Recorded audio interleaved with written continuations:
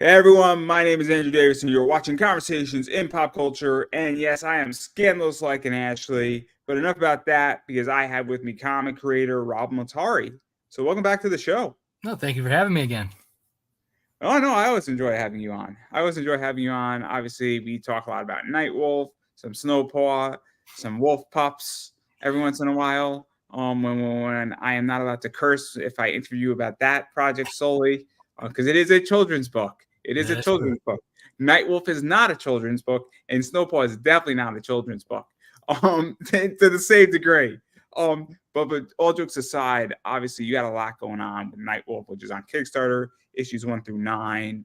And I do want to talk a lot about Nightwolf and what's going on with that. But what exactly is the premise of that book and everything that you do? Because at Lone Wolf Comics, because there's people who know who you are, and there's people who might have forgotten, and then there's a bunch of new people who always see these interviews whenever I Right on. push them out. So kind of want to get everybody grounded. Yeah, so I'm Rob Multari. I'm the creator and writer of Nightwolf and Snowpaw, self-published through Lone Wolf Comics. And Nightwolf is a story about a young man who finds out he's born a werewolf, gets thrown into a supernatural war against demons, witches, vampires, other werewolves in a modern time, where basically he's this 18-year-old and he has a full scholarship for his football college of his dreams. He has a girlfriend, friends, everything, going for him that a high school kid could want until his 18th birthday when he finds out he's born a werewolf, and then everything gets ripped away from him. Yeah, and a lot of stuff has happened in the first 8 issues. From my understanding is that he kind of gets thrown into that in the first issue. He has to deal with a fight, and he kind of gets his ass handed to him a little bit in that fight. He gets a mentor, Snowpaw, Mm-hmm. and then they're fighting this mystical force slash bad guys, the Dark Covenant, which is vampires. They've convinced some werewolves to help them, and it's kind of this good versus evil battle, or maybe good versus evil is not the correct word, but it's two forces going Yeah, up. I would say it's good versus evil, but like now, with him, it's kind of like a grade line. You know what I mean? Like, so initially, it's one of those like it's a good bad situations, but now it's in a modern times where kind of like that morality line is like blurred. That's kind of like why. So he's not like a typical werewolf of this breed. Snowpaw being a pure blood, she's white furs, whereas like Black Claw is a mongrel and he's got black fur. Where Nightwolf is a blend of the two, so he's not good, he's not bad, he's just kind of the chaotic gray line in the middle. So let's talk a little bit about this because I'm going to spoil a little bit of this. But obviously, the first 4 issues is there's some fights, but there's training. It's kind of prepping up. And Mm-hmm. then what I view, and I don't know how you break up your arcs, but I view 5 through 8 is a major pivotal position where that training component is done. Mm-hmm. And this is the first major fight that kind of happens. Mm-hmm. And Rodney kind of gets, Snowpaw's, I guess, ex partner, mentor, partner in crime, whatever we're going to call that. I'm not exactly sure the correct termage here, but he gets his armor and it's kind of a coming of age into the clan, for lack of a better word, is Yeah. how I viewed it and Mm-hmm. what I read of it and how. And tell me if I'm wrong Oh in no, my. you're on the nose right there. But that's kind of what happens, I think, in the first really 8 issues. And not to spoil anything, but it kind of sets up a very complicated situation because when you're now one of the clan and you're on equal footing to some degree, and he's not necessarily on equal footing with Snowpaw due to her age and being more experienced, but he's one of the clan now to some degree. And that kind of sets up issue 9 in a unique way because there's a lot of stuff happening between his girlfriend, the fact that he makes a decision to go off to try to find his girlfriend, gets himself in over his head. Mm-hmm. Snowpaw is left all alone. No, there's not going to be a sexual joke there. I want to make that crystal clear. She is in a death battle. I want to make that crystal clear here. Again, no sexual jokes are about to be made here because she's in a real fight against Black Claw, I think, to the Yes. death. Mm-hmm. And this is getting really interesting, this issue, because I don't know there's morality, there's what is good for this war that they're fighting versus what is good for thou self. Rodney Right. wants his girlfriend back. I mean, Right, so that's what I'm saying. Like he's that gray line. Like he's not good. He's not bad. Right now, he's very much in it. Like he has one goal and that's it. And he's got the blinders on. Right. Like he totally is like, in the end of the last of issue 8, he catches a wind of like, her scent of his girlfriend's scent, and he just kind of just goes right, and totally forgetting that like Snowpaw is still fighting inside the cabin. And that's where exactly we we start off in issue 9.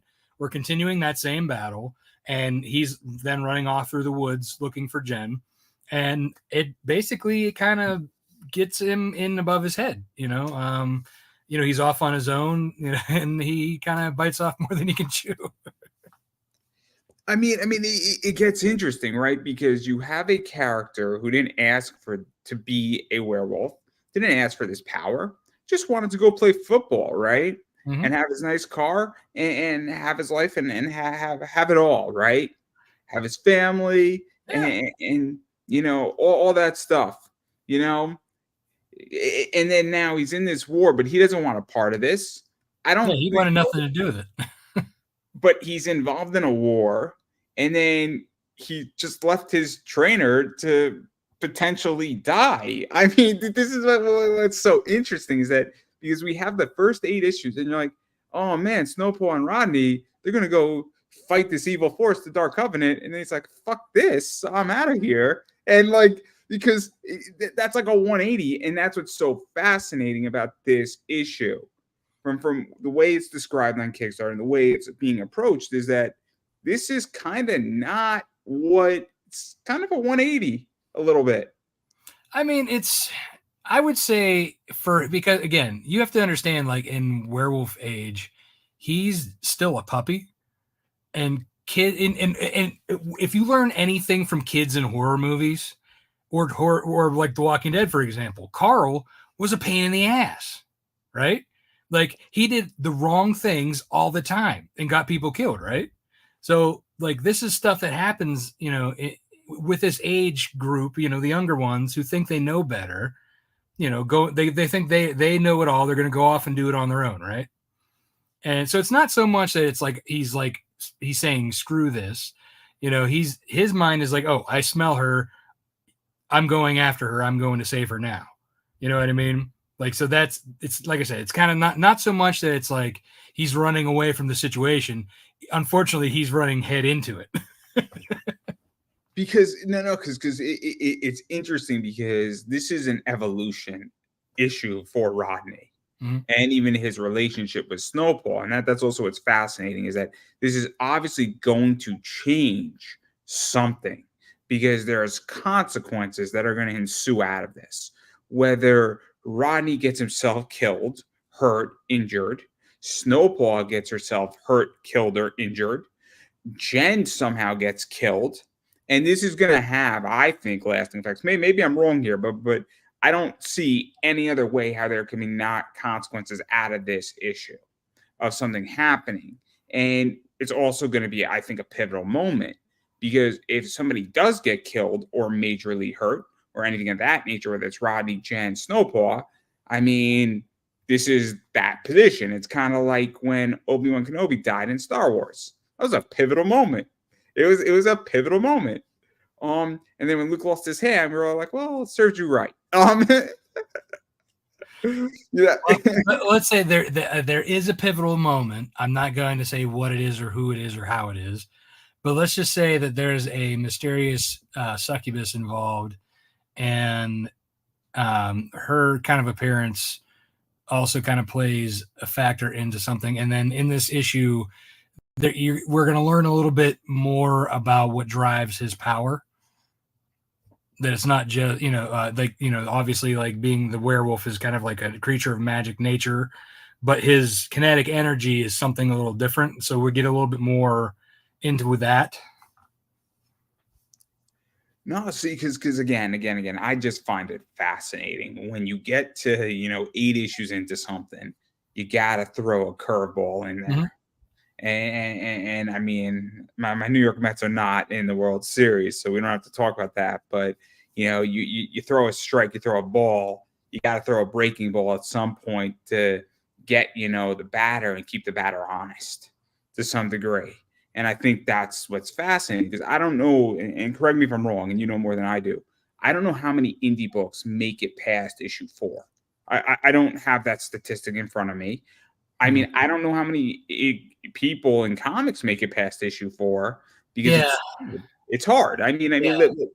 we can openly say that making an indie book on Kickstarter is hard. Yeah, oh yeah, definitely. I mean, I would say there's probably a baker's dozen serialized more than 4 issues.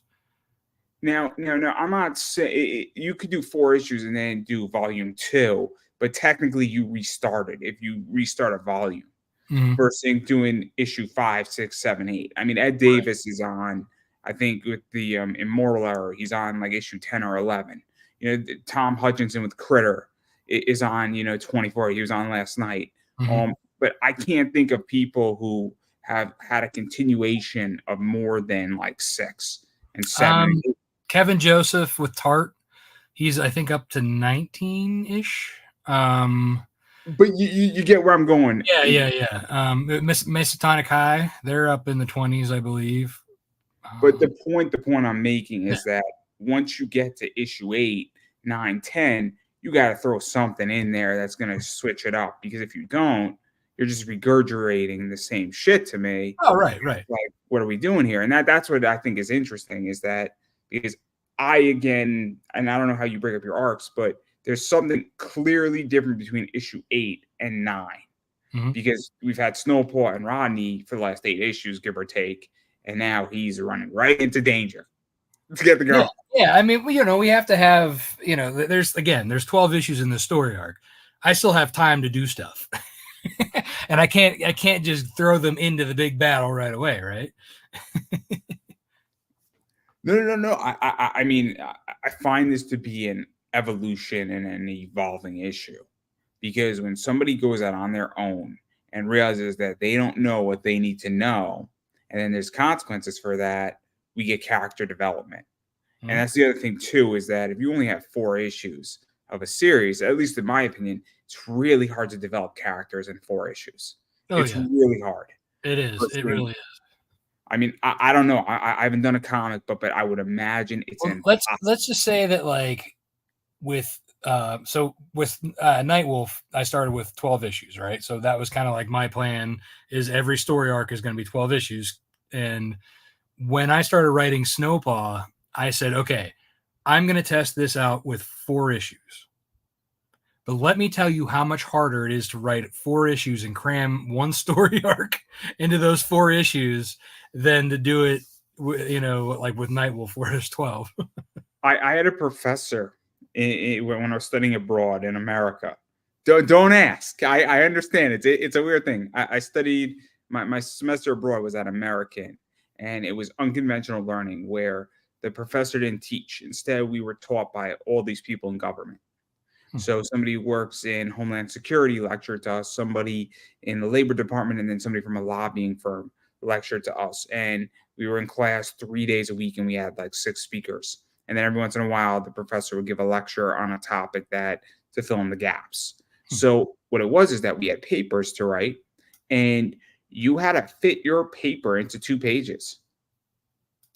And every page you went over, so if you went on to a third page, you got minus 10 points off of your paper. Oh, wow. So now every word matters. So apparently, after the final one, he said, guys, you could have just written this in bullet points. Because the theory is that you're briefing somebody as if you were briefing somebody in a congressional position and a Congress member, and they don't have time to read a 20-page essay on an issue. They just need to know the bullet points. And it is so hard. That first paper took me longer to write than any other paper I've ever written, because you have to write your idea and you got to minus all the bullshit in it. So writing short is a skill. Yeah. It's so hard. That first paper took me 14 hours to write 2 pages. That's crazy. My my thesis, which was 30 pages, took me 60 hours. So legitly writing 2 pages in my study abroad position took me 1/4 the amount of time that it took me to write my senior thesis in college. That's not good. So I am sympathetic is my point. Fair. But I digress right there. But I do want to talk about Nightwolf because I like where this is going. I like the fact that he went out on his own. I really like this because I'm excited and I want to see how bad he screws up and who saves him.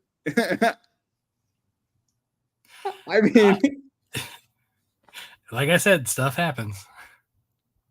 But and then I want to dive even further into this too, because the other side of this, and you brought up Snowpaw, is that obviously I don't know what's going to happen with Snowpaw. But if you killed her off at this stage in the story, you still have her story 200 years before all this, give or take. So what is that like too? Because I don't know how that also impacts you as a writer and writing Snowpaw and doing Nightwolf and then putting her into a dangerous situation. Because and I don't know if I'm asking the question right, because it's kind of, I would imagine it could be tricky because, well, you do technically, if you kill her off, you still have her in play in her book coming all the way up to this. But it's also the idea that you just ended her story arc. Does that make any sense? So yes, it does. Though I can't really specifically say how her time in Nightwolf ends. I mean, it cannot end here. The point is, though, is that you obviously have that other side of it in there.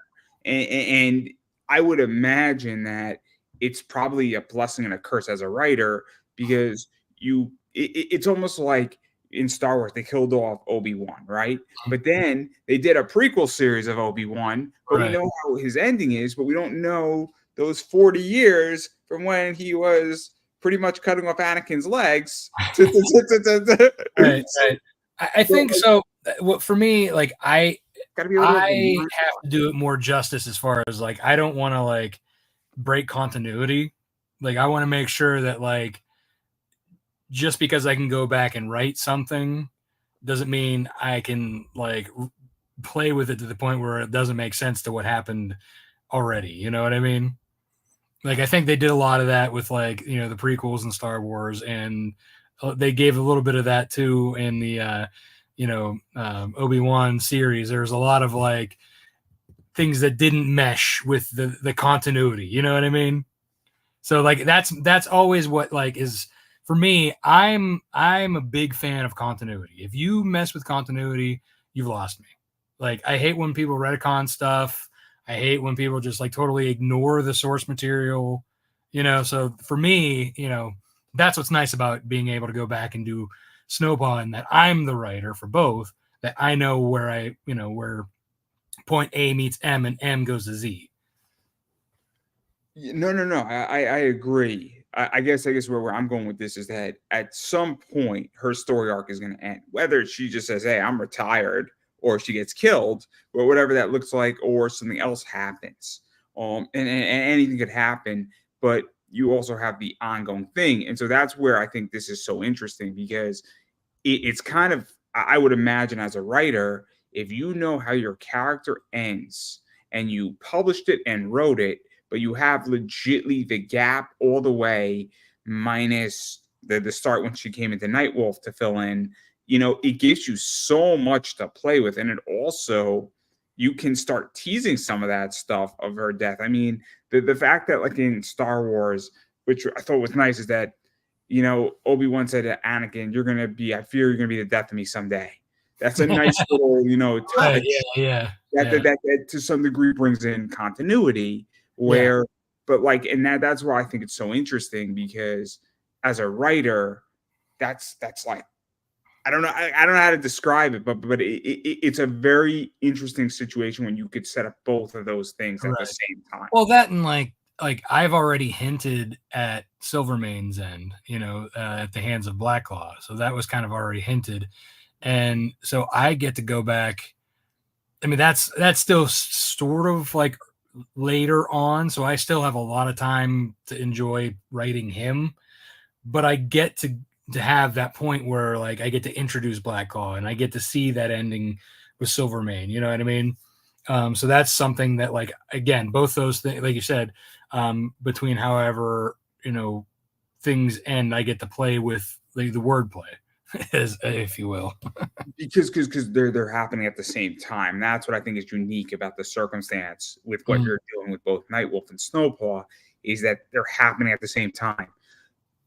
Episode 4 did not happen when episode 2 happened, Right. and that thing was done. It was done after the fact, and that's also nice to some degree because it kind of links things up together. But it's interesting when it happens at the same time. That's what I think is so interesting about. Yeah, that was kind of like, so writing at the same time has been kind of like fun because like in issue 3 something of Snowpaw something happens, and then in issue 8 I slightly mention that. So you see like a panel in issue 8 of Nightwolf that was like related to issue 3 of Snowpaw.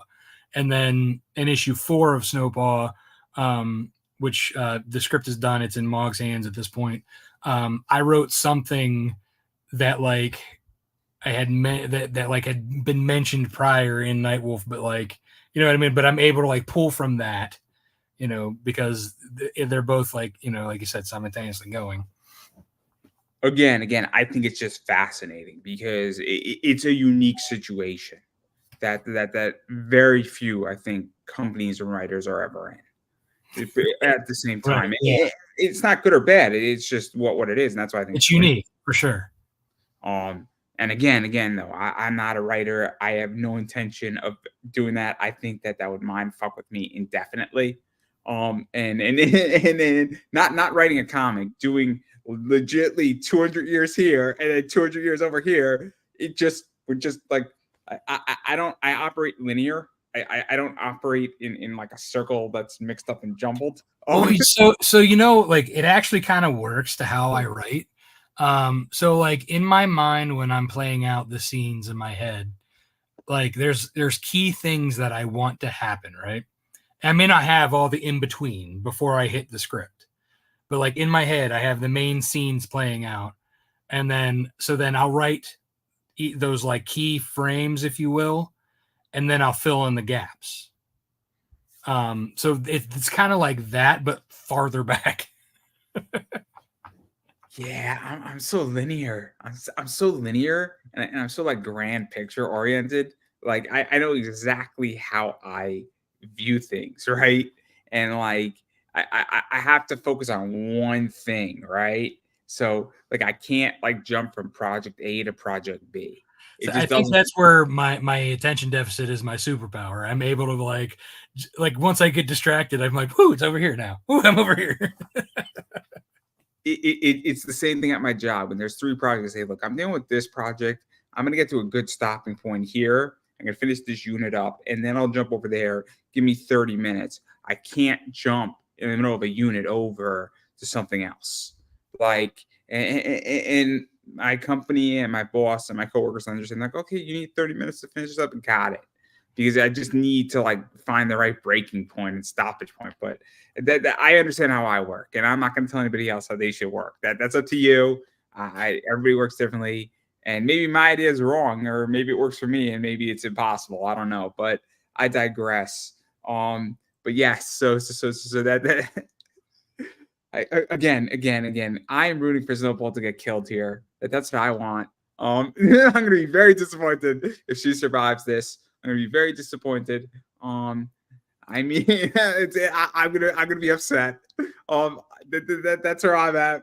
You all know how I feel. Well, like I said, there's 4 issues for this volume, right? I'm not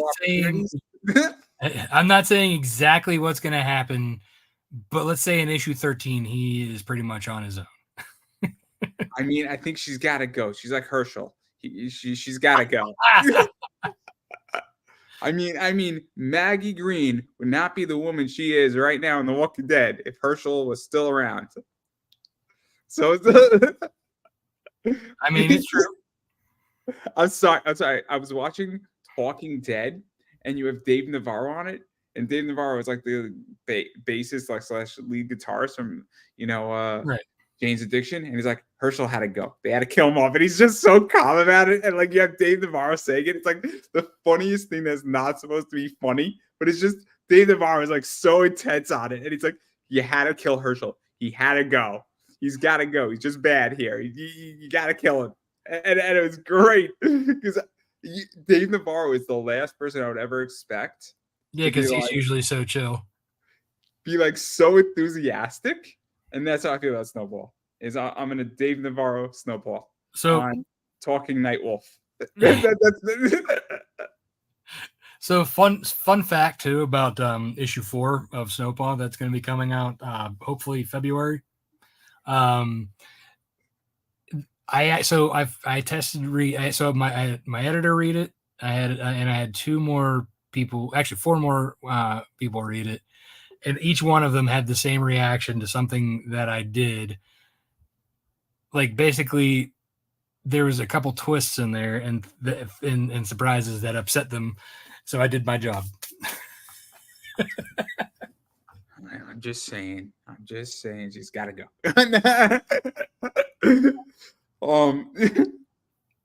It's terrible. It's terrible.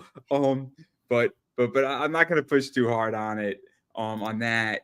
But obviously, I do want to talk about some other stuff outside of Nightwolf, because there's a lot of stuff going on with Nightwolf. I'm gonna just address it. Is that obviously you're gonna fund you for the most part. I think you had one that didn't fund, and then you've done anywhere from 10 to 20,000, I think, on a lot of projects, and even things that were outside the normal scope. I think the children's book is a fair position on that, where children's books are hell on Kickstarter. Am I wrong? Am I wrong? No, that was very reminiscent of that first failed one. Even though they crossed the line, it was still like every minute was like, oh my God, is this thing ever going to fund? Again, that's just from what I've seen. The all ages books are not easy on Kickstarter. Now, at a convention, that's a different discussion completely. Oh yeah, but it's been rough. I mean, I think it's fair. You're not the only one. I think the whole sector of pop culture is rough right now. Yeah. And I think it's just easier to see it on Kickstarter, because I don't see how a comic store sales are doing. I hear things, but I don't see it. On Kickstarter, you see the goal number. Yeah. So it's just more obvious. And if I am stating anything that's just not true, feel free to call me out on it. But you're going to fund. But I've noticed people have lower numbers. I've heard people saying digitals. I've noticed, I mean, from 6 months ago, I heard people saying digital sales are up more than physicals. I've also noticed and noted that people are saying, look, I don't have as many returning backers, or they're not upping their pledge, or they've lost interest, or there's a variety of other things going on. And so what is that like? And I'm curious what you think about that, because I have my thoughts from a different side and more of an eBay reselling side, but I don't have it from a Kickstarter side because I'm not in that space. Yeah. So like, over a year ago, I could put up a Chris Williams original cover like this, and it wouldn't last very long. Right. So now, within last year, I still have a couple of them. Like I think I have 7, 8, and 9 Chris Williams covers available on the campaign in the add-ons, for those of you who do like art. But I think, people don't have the money for the high-end stuff anymore. They want to continue the story. So there's like the people who are getting more digital, which, right now, if they're struggling financially, a $5 version, is way, easy to manage than, some of the higher end variants. But for me, like, it has been like, I think I got a little bit more digitals. As far as backer count goes, I'm right about par. By the end, I'll be able to really say whether it was higher or lower. But right now, I mean, I'm almost 300 backers, and I'm only in my first week. So, I can't complain there at all. My Wolfpack, they came strong as usual. So let me ask you this, because right now, I mean, on eBay, and this is just what I am understanding, is that I'm selling certain high-end items Mhm. very nicely. But it's also very situational. It's also the idea that it's sports cards, and in particular, the New York Mets stuff isn't staying in my store for very long because they haven't been in.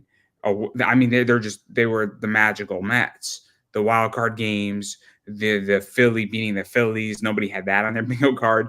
Them taking 2 games away from the Dodgers. I mean, this Mhm. was a team that was not supposed to be there. So all of those cards, there was very few tops now Mets cards, and then there's just been a bunch in the playoffs. And so the people who are Mets fans and card fans are like, we didn't have this, and we haven't had this in years, and in almost 10 years to be exact. So we want all of it, and then some. We want more. Mhm. So that I understand. And then people are saying, I might not have $500, but I don't know when this is going to come again.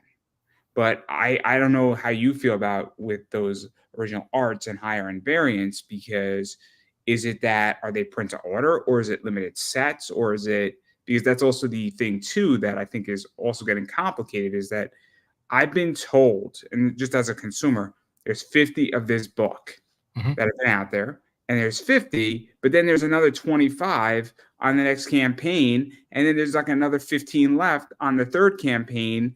And this was issue 1, and by issue 4, there's 10 left, and I can get it on issue 4, and I don't get a sense of urgency. I mean, I'm willing to buy something when there's a real claim of urgency on it. Right. And I don't know if that's also shifted, because when something is print to order and then it's done, I'm more inclined to buy. For me, like I don't do print to order. I don't do print on demand. I do like the full print run when I print, and when they're gone, they're gone. Luckily, I haven't completely sold out of anything yet, because like the way I price my books, usually like the very limited stuff's usually higher end stuff. So I still have a couple sets that I can do each campaign. Um, Plus, I keep them limited also to Kickstarter. There's the high, like some of the really high end stuff, I don't take with me to Comic Cons, right? And I don't sell them anywhere else outside of Kickstarter or Backer Kit afterwards. Whereas, like, and then obviously the the original art's one of a kind, so you're not getting doubles of that. So for me, like I haven't sold out of all mine yet, but I do state how much I do print, so I'm not like, it's not going, once that print number is gone, it's gone. Because that's also what I feel too, is that I evaluate when I'm looking at collectibles, is that what is the likelihood of me getting something? How fast is it going to sell out? Is this going to sell out in 3 minutes, or is it going to sell out in 5 weeks? And that's also going to determine when and how and where I buy it. Mhm. I mean, I don't know. And I'm just thinking as a consumer, and that's my whole thing with Kickstarter right now, is that because I've been in a situation, and in the last year, I'm like, there's a lot of stuff that's limited that I can still get 9 months after it came out. Mhm. So like that's the other thing too, is that if all of a sudden there's only 14 copies of a book and it's gonna be gone, or it's only available in the first week, I'm more inclined to buy it. So like that's what I'm trying to figure out, is that like, why is there a struggle, or is it that people are just burned out? Well, Because I that, think, yeah, there are those, like there are the campaigns who do that. They like make things extremely limited, and when they're there, they're there. I've never worked that way. Like I said, my print runs are like standards are a couple thousand. Cover B is like 500, and then C 600, or whatever goes down 432 100, and then that once those copies are done. Um, like I said, I don't do like there's only like for the metal ones or for like the lenticulars, those are extremely limited, but they're also extremely pricey. So like those ones like don't go as fast because the $55 price for metal or a $75 for a lenticular. But where the other ones, like I said, I price them so that like they're for what they are for their value and what they are for the limit that their print run, and it also helps me to string it along as well. As far as collectability, it's like, and once those are done, they're done, right? So eventually they're going to go out, and then eventually won't be able to do those for Kickstarter, which is fine because eventually I want to get rid of all those single issues anyway, and hopefully just kind of focus then on the direct market or with trades. Well, also, isn't it the fact that I mean, what's in a graphic novel or a trade paperback? How many issues? For me, 4. So once you're out of the 4 issues, it's not like you're gonna then just solely focus on trades. You still have issues 5, 6, 7, 8, 9, 10, 11, 12, 13, 14. So it's just you don't have one anymore. Yeah. At one point, at some point, I'm not going to have any more of the singles, unless for say if I were to get into Diamond, and they order, let's say 2,000 copies. Either way, they're gonna Diamond's gonna get a retail version with the retail barcode, the ISBN barcode, because that's what they require, right? So it's gonna be its own direct market version, but that's not going to be sold on Kickstarter. I find it interesting. But I'm just curious because, again, my view right now is that I just see a bunch of Kickstarters in which I see more projects on Kickstarter, and I think that's good. But I also see people, funding slower and having a harder time. And look, I think the big guys are still going to do what the big guys are going to do. But I don't even know if they're doing better or worse at this point. But again, that's just where I see it, is that I see the whole thing slowing down. And I think there's a lot of stuff going on. I think, where it's Christmas time. Oh, yeah. And I think, Christmas, and I don't know how you feel about it, starts earlier and earlier every year. I mean, aren't we just skipping Halloween and Thanksgiving, going straight to Christmas? I mean, sometimes it feels that way. I mean, it's a shame. Not my house though. We make sure we celebrate all those. I like Halloween. Halloween's a great holiday. Right, exactly. Holiday, Halloween's the best. Christmas is a horrible holiday, and I'll tell you why. Okay? It has nothing to do with religion. It's that sometimes Christmas is great, but sometimes you get really bad gifts and you have to pretend you like it. See, Halloween, I just get candy. Nobody's ever upset about candy. Candy's great. I get to eat candy. I get candy corn. I get Kit Kats. I get like a Snickers bar. Get a Reese's Pieces. I mean, who can complain? Peanut butter and chocolate. It's amazing. You go into a store, hand them cash, and they'll give you some Reese's. Right. I mean, outside, that's a commercial right there. And I know it's a commercial. How crazy is that? But no. So that's why Halloween's great. Thanksgiving is just food and football. Christmas is a disaster. Because every once in a while, you get a good Christmas where everything works. You get a bunch of great gifts, but I'm disappointed on Christmas. Half the time, it's just a disappointment. At my age and having kids, I don't get anything for Christmas. It's just everybody. It's the kids have their Christmas and that's it. You don't even get sleep. That right? Exactly. Yeah, no, exactly. For me, Christmas is making sure the kids are happy. That's it. If you get 6 hours of sleep on Christmas, that's the greatest gift ever, isn't it? Yeah, exactly. And then they come in early in the morning. I'm like, no, we're not doing it yet. Get out of here. It's 6 o'clock, guys. It's 6 in the morning. If that clock doesn't say 8 o'clock, you ain't coming into my room. Oh my God. I don't care how long you've been awake. But Thanksgiving is a perfect holiday.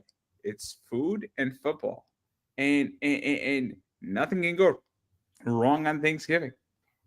But getting unless back, your turkey goes out the window, that's a different story. What would you say? I said unless your turkey goes out the window, that's another story. I mean, if it flies out, this is why you buy a gun. No. I mean, not I'm gonna so say. sorry. That was so bad. Let's That's just totally let's just lovely. say that I was in a past relationship with somebody who never had a really good holiday situation. They're like half the time either a tree or a turkey would go out the window. That's insane. Believe me, it was, and let's just say I'm happy I'm not involved with that. This is why you have to have an emergency pizza from Domino's ready to go. Or you're going to the Chinese restaurant and they're singing Christmas carols. There's so many things to say. So many things to say. But yes, and then I mean I am curious because obviously going even beyond Kickstarter. I mean I'm curious how you feel where comics are going because I think we're in a weird position, and I've seen people say we are in the best position in comics. I don't really know if that's true, and I'll tell you my opinion on that. And I'm curious how you feel about it because I don't think DC and Marvel give a fuck about comics. No, I, they don't. I think they haven't written a meaningful story in the last like 5 years. I'd say even longer than that. I'm being generous. I'm not. But like, I mean, so the last stuff that I read that I really enjoyed out of Marvel and DC is I enjoyed shoot, was it like Carnage in Black or King of Carnage or something like that? Are you talking about the Null? Yeah, yeah. I enjoyed that. I enjoyed that. I also enjoyed what they've done with Spider-Man to some degree, just recently. But beyond that, going back, I enjoyed Fear Itself and I enjoyed Blackest Night. But like, and some of the New 52 was good. Some of Rebirth was okay. But like, they really like Absolute Batman. There's nothing wrong with it. But like, what are we doing here? This is like, I want all the gadgets. No offense. I don't. I've read Frank Miller's Dark Knight and Dark Knight Returns. I don't need a cleaner version of Frank Miller. Yeah, that's kind of what That's that looked like. writing. Yeah, and It's have a you cop seen the out. Wonder Woman with the big broad, like the Buster Sword from Final Fantasy? I have not seen that. No, like I saw a picture of it, and I'm looking at it, and I'm like, so we're having Wonder Woman the Barbarian? I don't have a problem with that. That actually seems a lot of fun. I'd rather have that. Like throw Wonder I Woman. don't know. My wife is a big Wonder Woman fan, and I showed her a picture of that. She's like, "What is this garbage?" I wouldn't mind having like Wonder Woman in like a Red Sonja esque type thing. That'd be fun. She's not Red Sonja, I'll tell you that. It's definitely a full costume. No. I hear you. I hear you. I haven't seen it, but she's got like a big fucking Final Fantasy sword. That's awesome. I would love to Right, see. but it also looks like she got the muscles to show for it. It's like they put She-Hulk and her together. See. I don't have a problem with that. I'm actually intrigued now. See. Now I'm intrigued. But I also have weird preferences. But not the point here. You're like, I want my wife to carry me down the threshold. That'd be awesome. That'd be awesome every night. That'd be awesome. It's terrible. It's so terrible. We're looking about me today, aren't we? No. But Absolute Batman is like a freaking cop out of Frank Miller Dark Knight Yeah. Returns. And I'm sorry. did you see that logo? Like the bat logo that's got like whatever, it's got those notches up on top. Again, that was the least of my concern. Like that was genuinely the least of my concern. Of all the things, Besides everything else, yeah. I would. I mean, we might as well have just put the IDW logo instead. Which I actually like the logo IDW is doing. I'm the only one. I understand. I don't know if I've seen it. It's like, Didn't they go bankrupt? who knows? Who cares? I should have shorted their stock. They're a publicly traded company. Did you know that? I mean, seriously. I mean, I would assume so. At that level. But there's companies that aren't publicly traded that should be. I mean, but anyway, the point is that yeah, the IDW logo is something else, but I like it. Well, I think that was the only way, like being publicly traded and having the money to buy a lot of those like intellectual properties was like the only way they could do that. Mm-hmm. I don't know, because I thought their owner is like a billionaire. I mean, yeah, but he probably was protecting his own budget by making it publicly traded. So I mean, public stocks for those who don't know are just another way how to finance things. Right. It's just another way how to finance things. It's also another way how to create lucrative exits. Yeah. That's what I meant. Like if they're, that way he's not using his money to buy these IPs. It's that there's also reissuing, rebuying back. There's a bunch of stuff, but that's a different podcast for a different day. That's a topic I love talking about. If anybody wants to talk about with me with that, be my guest. I could go on for hours. And then student loan debt is also a favorite topic of mine. Again, hours. I could go on. And before anybody asks, I did work for about 12 months in Student Veterans of America, and so I know the GI Bill really fucking well. Really well. That's all I did. It's an amazing. It's a group that just deals with student loan debt and the GI Bill. It's awesome. Hey, oh my God. Just it started out as an internship and then I never left. I left a really bad internship, and the synopsis of this is that I walked into my old internship, the lights were off. I walked into Student Veterans every morning, the lights were on. That is a stark difference of how you walk into a company in the morning when you work. When I work at my job right now, the lights are on when I walk in. That says it all. But I digress. But I'm curious how you feel about the state of comics, because minus Absolute Batman, and I will say the Akira cover was pretty sweet that they did. Again, I think the big two are struggling to find something that to actually hang on to, or they're not trying. I still think that indie is where it's at as far as like story. But I think it's also there's a fluctuation of indie projects, and there's going to be right now with the way the economy is, the amount of projects out there, people kind of hesitant to spend money, right, between the election and holidays. I think a lot of it is going to be, it's kind of once the economy comes back up, you're going to see the people who were able to maintain through the storm, and then you're going to see a large chunk of people who were there won't be there anymore, or there'll be the people who just the storm didn't bother them at all. They still are they got the biggest ship, so they're just breaking wind. Did you feel, because this is the thing. So I know when I buy a DC comic or a Marvel book or an IDW book or a Dynamite book or a Dark Horse, I'm going to get my book every month or every other month. For the most part, I know that there's going to be a certain level of quality. Hopefully, I say that very generously. I mean, I was gonna say I've seen some pretty shitty books out of all of them. But I know it's going to be printed on decent paper. I know there's going to be certain standards, right, with it. I know that they're going to. Is there though? Because Marvel and DC have gotten really cheap with their paper and their covers. But here the flip side with indie, I don't know when I'm getting somebody's book. I don't. I have no idea when I'm getting somebody's book, to be quite honest. There's people who have gotten me a book 3 weeks after a campaign, and there's people who've gotten me a book 3 years after a campaign ended, and there's people who've never gotten me their book. There's people who say, oh man, I'm having problems every single month, and then they dissipate. And there's people who are late by 3 months. And then I also get the gambit in indies where I get people who do amazing, beautiful work. Preston Poulter's books look epic inside. They look beautiful and masterful. But then you also get somebody, and I'm not going to name names, but the book looks like a piece of shit inside. And then you get stories that sound awesome, and then the story is all jumbled up and it's horrible. And then, but then the person, and that's one issue, and then the next issue they write of a completely different series, it's awesome. So I never know what I'm going to get with an indie book. With DC, I have an idea of what I'm going to get.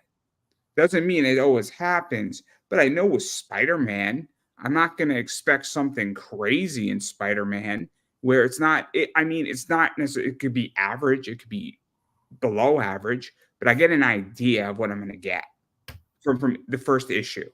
If I want to get issue 2, I don't know what I'm going to get in indie, and I don't know when I'm going to get it. Yeah. And that's my problem with indie right now is I back a Kickstarter. I don't know what I'm going to get. and I don't know when I'm going to get it, and I don't know if I'm going to get screwed. Well, I think that also is a testament to the people who have been around and who are serializing. For example, like Tom, like myself, like Pat Shand, like Kevin Joseph and Charlie Stickney. We're all, we are on long running campaigns. We have, we deliver our books. This is, I'm going to challenge a little bit because some of those people have been significantly late. Yeah. I mean, I'm not saying they're bad people. I get that shit happens, but this goes back to my argument where I am buying something, and I get that. I mean, we have to talk about what is justifiably late, right? Is justifiably late a month, or is it 6 months? Because I think 6 months is a little bit different than a month. Okay, and I'm the first person because I've been late by a week shipping out cards to people. And if somebody gets their panties in a bunch because I'm a week late, newsflash, there's life that happens. Right. Okay. And sometimes things are out of my control. So, I buy a lot of cards. Sometimes the card is delayed by 2 weeks. I have no control. So I'm still going to back Pat Chan, Tom. I don't know Kevin Joseph's work. I've actually never heard of him. So I don't know. I know Charlie Stickley, you mentioned. He did stuff with Scout, I think, and other things. Yeah, he's White Ash. Yeah. I've never read White Ash, but I've heard the name. But again, I get that shit happens. But this is what I mean: is that this is why, but DC and Marvel aren't much better. So like this is why I think like I've become disenfranchised. Because I'm at a stage where the whole industry is disenfranchised me because lateness. It's like I've lost trust, and I don't think I'm the only one. I'm just gonna say it, and I don't know how the industry gets me back. I mean that's just it. I mean they also like in cases like for example, you have to see what the actual due date is, right? That they set. Do they know what they're doing? Do they not? It depends. I know when I can get a book domestically printed, an issue, and get it in, unless there's issues. Like when I had my issue 7 issue where there's like they had to reprint it 3 times. That was not my fault. Believe me, and I shared those emails. I had receipts. But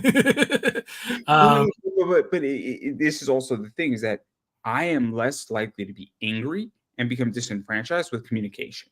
Yeah, but that's the other thing is good customer service. Always have good customer service. For example, like my volume 2, it's coming in November. I already said that. This book, this is the sample that I got. The actual pallet full of books are coming over from China. They're actually at the port now. They will be in as soon as they bring them on the truck and coming in November. And I said that in November. They will be in November. Right now, unless something happens between the port being trucked this way, we'll find out. But as far as I know, they're going to put it on a truck and it'll be here in November. That's something that I had talked about with my printer, as long as everything goes according to plan. And I've shared those emails as well as I'm going through. The only other issue snafu that I had was with my Nightwolf plush doll because of the strike at the port. It got delayed. So now that's not going to be until probably November itself, which it should have been in October. But because of the strike, you can't do anything about that. Like... No, I agree. But like I communicate with my buyers when something goes wrong. Oh, yeah. That most of them understand. And if somebody doesn't understand, I'm like, I don't know what you want me to do here.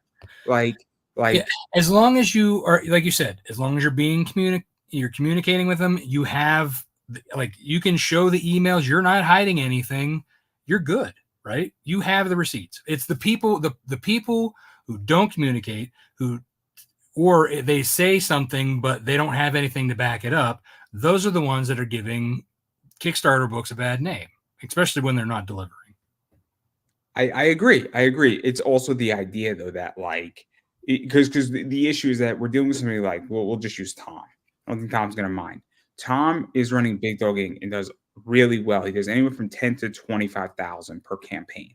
I understand that's a big range. That's a big range. But that's about what he Well, does. he also has multiple titles too, and some are bigger than others. Yeah, no, it's not a knock on him.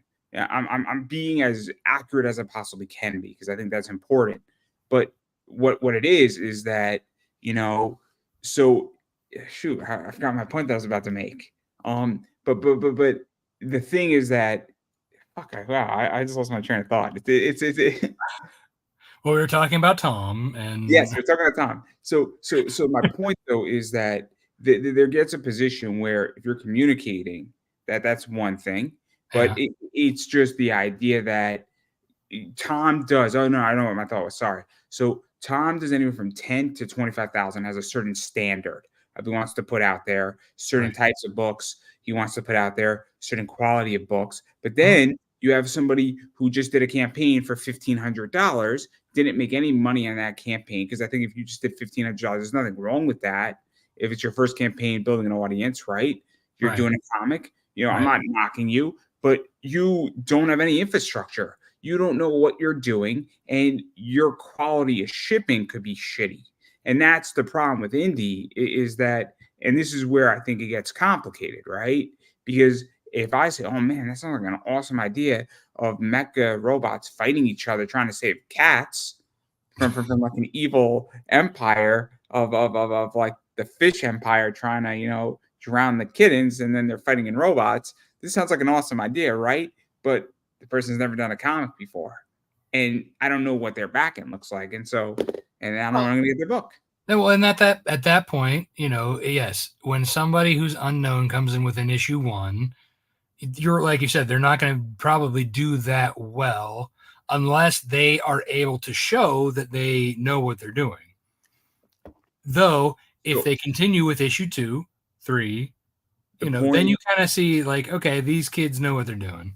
but it's a mixed bag is the It point. is.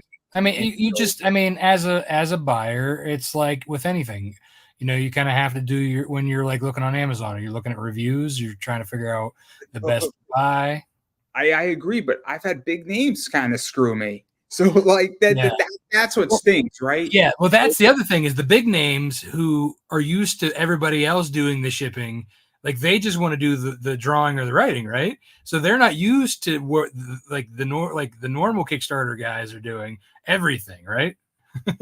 I'll ask you the question, right? So who's the chief packing officer in your company? Now, how many packages have you put out in a weekend? Just give me an idea. At most or average. Yeah, at most. What's everybody has a number, right? I mean, I put out 300 packages one weekend before, and that was like half a campaign at one point. 3 weeks ago, I shipped out 175 packages. And then give or take, they were cards, but they were expensive cards. But I don't think people understand what 175 packages looks like. Okay. And my mailman was like, "What the fuck?" It was I'm like, "Here you go. Wait right here. Oh, I You know. came Yeah, up yeah, free." yeah. Like I roll in with like Tupperware bins, like the big ones. Like I roll in like, hold on, I got another one. Hold on, I got another one. Hold on. So it's kind of like when you go to Staples and I don't know if you've been to Staples in a while, but have you seen those big round bubble wrap wheels? Yeah. And you're buying like 15 of those. But like until you've done it, that's the thing too, is Hmm. that like that's what I think that people don't understand. Is that Yeah. I have a lot of fun because you bring your friends and you do that and you're playing with them before you start packing up Well, stuff. I mean, you also have to be organized too. Like for me, like with Kickstarters, you're always getting the extra bonus rewards, right? So you got to make sure you have all that organized, ready to go. You have the variant issues, especially when you're up to issue 9. You got to have all that stuff like laid out, ready to go in an assembly line. I have a nice little mobile dock, right? So I do I pack up my stuff while watching college football and the NFL, right? On Saturday and Sunday. So I have a mobile dock system, envelopes, Sharpies, paper, little other things, card plastic sleeves / top loaders, the penny sleeves, because most of what I'm selling right now is not comics. But I have a nice little mobile dock, and I look like a little grandma pushing it. It's funny. It's funny because but it works, right? And we talk about organization, but it's so crucial because that has legitimately saved me probably about 4 hours every month. That's the more you do it too, the more you like as you're doing, you're like, oh, if I did it this way, this would be faster. Like that's the stuff that they don't teach you. You learn on your own. Like everybody's gonna have their own different setup. And so that's how I feel. But again, it took me a long time to do that, and I think people forget that just didn't happen. It happened because I had a huge increase in sales in a short amount of time. When you do almost 3 times what you were expecting to do from last year in 5 months, you're like, oh fuck, I need infrastructure. And I need it badly. And you're like, I don't understand how to buy envelopes now because you got to run to Staples and then you're spending $400 on envelopes. I don't think people understand when you're in that circumstance and you just bought $400 worth of. No, actually, that's not true. I didn't buy it from Staples. I bought it from Target because they have a Starbucks in Target. And after you bought 400 envelopes, you know that you need your Frappuccino and a cake pop. You need to sit down and be like, what the fuck did I just do? Yeah, people don't understand, like, a lot of that, like, and that's why, like, people are paying so much money in Kickstarter stuff. They're, you got the packaging, the Gemini mailers, and I put mine in a bubble wrap seal, and you're paying for the labels, the shipping, that's all that stuff, the bag and boards. And here's a pro tip for anybody out there. Put each book in a single bag and board and tape it. Don't just shove 2 in one. Don't not tape it. Just do it right. People will like your stuff better, and they'll come back for you.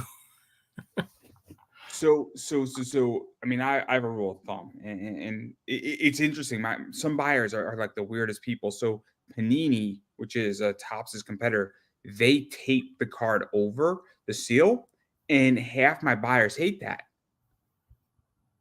And I'm like, I love it though, because they send it to me and they tape it so that the card really can't come out of its penny sleeve.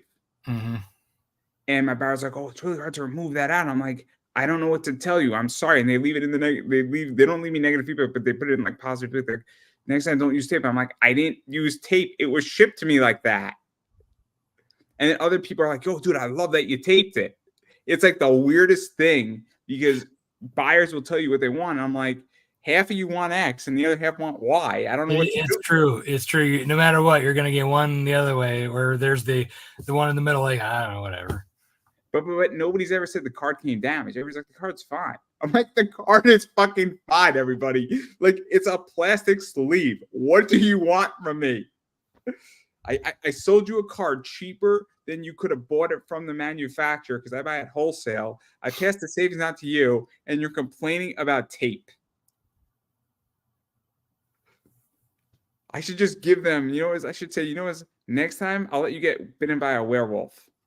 I'll give you real problems to complain about. Everybody. I mean, some people are into that. Oh my God. I read a book called Blood and Water. Just it's all about vampires and how they decided not to start biting humans and like basically eat pigs and pig blood. Because if you have human blood, it messes you up. It was a great book. It was great. It's nice. A great concept. But that was before my parents were smart enough not to let me read Vertigo stuff. I'm like 12 years old reading like all this bad stuff, and I'm like, oh, this is awesome. And like, oh, it's good. But it benefited me. I turned out all right. I can't wait till I have a 12-year-old kid. I'm gonna give them all the stuff that I read as a 12-year-old. I'm gonna give them like Berserker. I'm gonna give them like Basilisk. I'm gonna give them Battle Royale. I'm gonna give them Blood and Water. I'm gonna give them all the good stuff. Bandman, all that good stuff. Not the originals, clearly. You're gonna be getting them the graphic novels. I'm gonna just buy them an iPad. It'll be so much easier. Here you go. And then we're gonna have class on Saturday. So what did you think about that issue of Sandman? And I'm gonna look like kid's so smart. It's gonna be Book great. club. Oh, it's gonna be like book club and like maybe I'll be like lecturing and maybe I'll just like create the whole library. Maybe I'll do it at the library for free. It'll be great. Yeah. So. But yeah, no, nobody understands. Your taping bill's expensive, right? Yep. Now, how do you buy your tape is also the question, right? Oh, I mean, I try and do everything as wholesale as possible, but some options you can't. I haven't bought tape wholesale, but I buy in bulk, and I buy in real big bulk. So I will buy a nice, like 36 rolls, and it's cheaper. So I'm maybe saving like $40, and it doesn't seem like a big deal, but $40. Yeah, overtime, yeah. If I'm saving $400 a year on tape, it's a big deal. Yeah. Envelopes are like that. Other things are like that. Mm-hmm. Geminis are like that. Yeah, that's what I love. I love the people who give out those Gemini mailer codes. Oh, those are good too. I need a few of those. So if anybody has those, please send them to me. I definitely need some of those. Because I need to restock. I have like 30 left. But I also haven't been selling comics lately. So it's just so much easier to sell a card. It's so much easier. Oh, I'm sure. Except, oh my God, just the base relics are a pain in the ass. So they put a base in a card. That's weird. Oh, no, it's awesome. I'll show it to you. It's dope. It's like the coolest thing ever. It's legitimately the coolest thing ever. It's like this. Huh. So they take a base out of the card, right? Out of the game. And then they put it in the card. And the card is like 130 point. And so it's like a thick card. And like you could feel and touch the base that they took from the game. Oh, it's crazy. It's awesome. And it's really cool because they're like limited numbered. And it's great because it's only so many bases. Yeah, really. And so it's just so per game. And then if it's a significant game, and that shit goes for a lot of money. I mean, that card was $100. It's going for like $250 now. No, yeah, that's definitely different than the old cards from back in the day. I mean, they still sell the basic stuff, but I digress. Right, but I mean, I don't remember them doing anything like that when we were kids. It's crazy. Like there's like game used jerseys like this in there. See, game used relic. Yeah, by the player. Yeah, that's touched by my hands. Maybe we could get DNA and clone Julio Rodriguez off of it. I'm terrible, but this stuff goes for money, and that's great. But I digress. But so yeah, so where do you think comics are going? Is the prop of the question. Again, I think it's going to be one of those things where like once the economy stabilizes, whoever weathered the storm is going to make it through and continue doing what they're doing. And as long as they're innovating and doing new stuff, they might even continue on further. It's kind of like I said, right now it's one of those like just maintain, weather out the storm, you'll be all right. And then I mean, I think you're in the Midwest, right? Me, I'm Western Pennsylvania, so Eastern. You're Eastern. So where are you located? North of Pittsburgh. Oh, so you're north of Pittsburgh. I thought you were in Michigan. No, well, I mean, I'm like 3 hours from Michigan. I was about to make a joke about the Lions, but that just fell through. I mean, but the Pirates. Hey, you got Paul Skeens. It's all right. You got Paul Skeens. I mean, he's gonna be rookie of the year. It's all right. Technically, where I live right in the middle between Cleveland, Pittsburgh, and Erie. So I don't know anything about Pennsylvania. All I know is that I don't want to be there in an election year. That's all I know. It just seems seems like a rough state to be in every 3.5 years. I mean, honestly, we don't really talk about it all that much. I think people just do what they do. We vote. And that's it. I don't know. I mean, I live in Connecticut and I don't know anything about politics in Connecticut. I don't really care. All I know is that my senator is not a fan of cryptocurrency. And I'm like, I need to get you a wallet, a crypto wallet. Like, well, once I do that, we'll stage an intervention for Chris Murphy and he'll become one of us. I don't care how he votes about anything else. I just care that I want my cryptocurrencies protected. That's all I care about. But I digress. I mean, the Steelers are not great either, so it's understandable. But they did smoke the Jets, which was shocking. I didn't have money on that game, but I thought the Jets were going to do better. I mean, the Steelers are like sometimes they get your hopes up, sometimes they don't. I mean, it's been an up and down for a while. They're not, like the Super Bowl team they were, 10 years ago. Oh, that's an understatement. That's an understatement. Yeah. That's a massive understatement. But I digress right there. Again, it's going to be a long time. The Steelers need to fix their problems, but at least they're not the Giants, or the Bengals, or the Browns. So there's hope for the Steelers. Yeah. See because we're so close to Cleveland. That's the bigger discussions is Browns versus Steelers than election. Oh my God. The easiest money every Sunday is betting against the Browns. except when they were playing the Eagles, that was horrific. It was so bad when they were playing the Eagles. It was bad. It was just terrible. Oh man. That was a rough game. The Giants and the Eagles was a rough game too, but that's a different discussion. How do you take a shitty team and allow them to score 3 points? I mean, I just don't understand. I mean, I thought the Eagles were supposed to be good. They felt bad. Maybe it was a sympathy 3 points. Somebody had the much like how Snowfall is going to need that in issue 9. Oh my God! Just I could keep going with these jokes, but I'm going to stop before you never come on this show again. Because I definitely would like you to return, so I'm going to stop with making Nightwolf jokes because it is nighttime and I'm not allowed to make these jokes anymore until the daytime, and then it'll be daytime wolf. You've been talking to Tom, haven't you? Tom was on last night. I know. Tom was on last night, and we had a very interesting discussion about a lot of things, including football. So, but I haven't spoken to Tom in like 6 months, so it was good. It was good, but again, obviously, you got a lot of stuff going on. Your book is related to Halloween, and I do want to give you a chance to promote your book and all that stuff and everything else you got going on because we did spend a lot of time talking about Nightwolf because that's the one that's on Kickstarter. Mm-hmm. But obviously, Snowpaw is in play.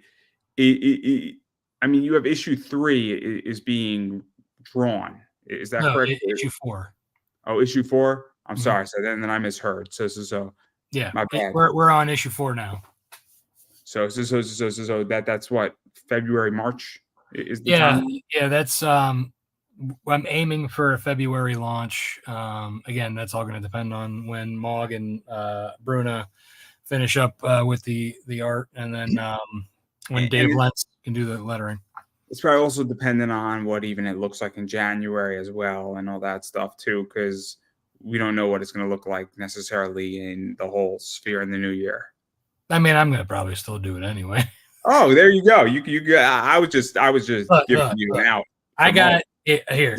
No matter what's going to happen, I have to finish this 4-issue story arc, at least for Snowpaw, and I have to finish a 12-issue story arc of Nightwolf.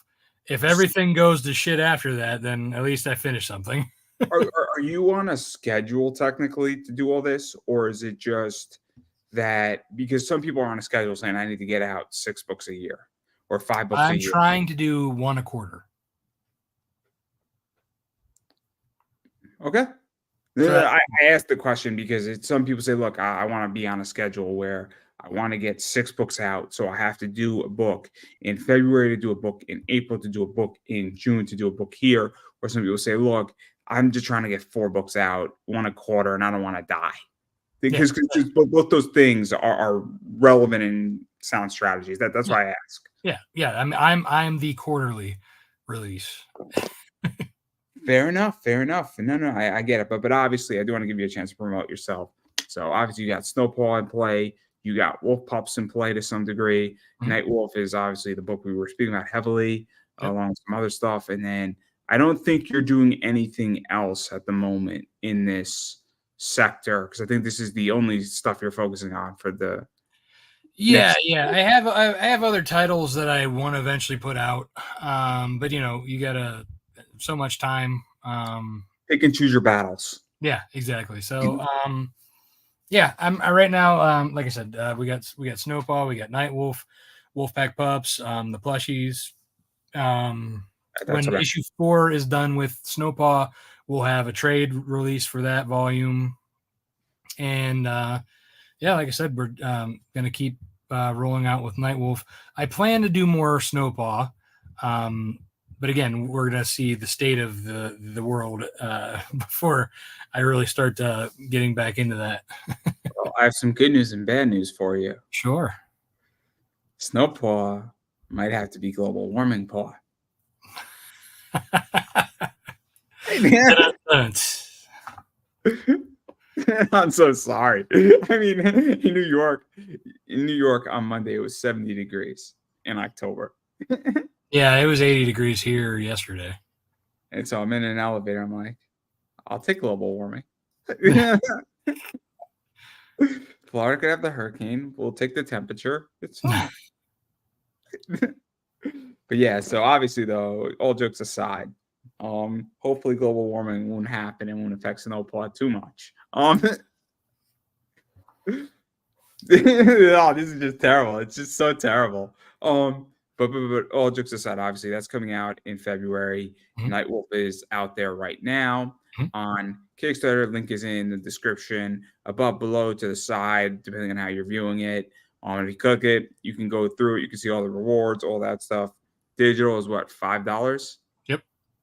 And then I think you have a catch-up digital, which isn't that expensive. Yeah, the catch-up digital, I believe, is like 35, and then the get everything, which is Snowpaw and Nightwolf, is like 44 for the digital. And then we have catch-up tiers at different price levels for variants. The standard is at $75. You can get all 9 issues of the standard retail, and kind of it goes from there. Cool. That's good. And then people can just pick up whatever they want. And then you probably also do add-ons and things like that. Mm-hmm. Yeah, and then I have I do backer kit for fulfillment, so they can, if they aren't able to find something that they want particularly, like there's a particular cover that they want, they could always add it later on. And also sometimes people just don't have the money when they're back in campaign, because I've been in that situation where I've added stuff on the backer kit like 3 weeks later or 4 weeks later, and that always is helpful too. But again, people can figure it out, and if you can't, there's this little thing called YouTube that probably can help you out a lot. So YouTube is my best friend. Whenever I have a problem, YouTube solves it. You type in your prompt to YouTube and it helps you. It's amazing. But I digress. But obviously, I'm going to keep saying it. You have to support whenever somebody's creating something, whether it's big or small, companies, people. If you like something and you enjoy it, you need to go out and support it. That means either backing it, buying a component of it, just giving money to it, or better yet, sharing it out, tweeting it out, Xing it out. I don't know if it's still called tweeting. Instagramming it out, putting it on the gram. Yeah, we're bringing that back. Everybody. Posting it on Facebook, TikTok, YouTube, talking about it, sharing it, letting somebody know goes a long way. And then as far as social media goes for everybody as well, social media goes a long way. It goes a long way following people. And it's really, really important to do that. And that's all I'm going to say about that. And then I'm going to promote myself because it is my show. Obviously, I am Pop Out of My Comics on there's a Twitter / the X, because that's what it's called now. I am Pop Anime Comics on Instagram or the Gram. I like this, the Gram. I am Pop Anime Comics on Facebook.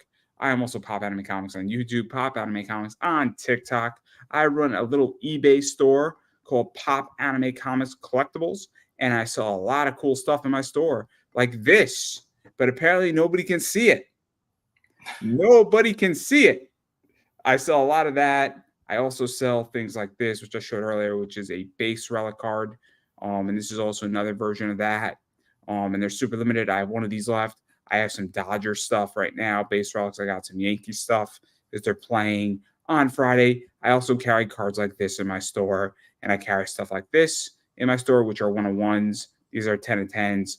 These are really, really expensive cards. And I also carry comics like this in my store. I have all 15 of those. All 15.